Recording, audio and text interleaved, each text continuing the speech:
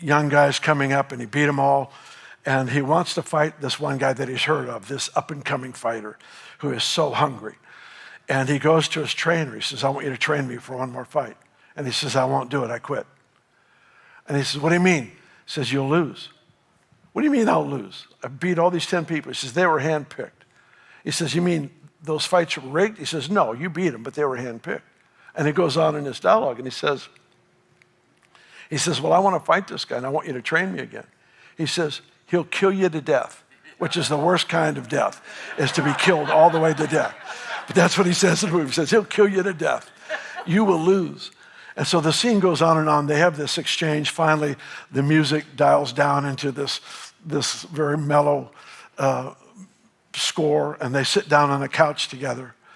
And the trainer turns to Rocky, because Rocky asks him, how come you say I won't win? And he says this one line. The trainer says, we've become too civilized. We've become too civilized. You see, favor gives you opportunity to settle. And it's not that the favor is wrong. It's not that the favor isn't a gift from God. It's just it serves a purpose different than what we are accustomed to. What typically happens is people pay this great price for revival. They experience the move of God. They see the miracles. I tell you what, I would have come today for that song. In fact, as far as I'm concerned, we could start with that and end with that. For 2 hours, let's just sing that song.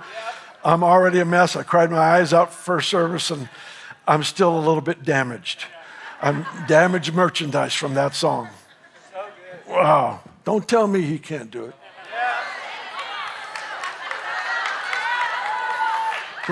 Don't tell me he can't do it. Come on.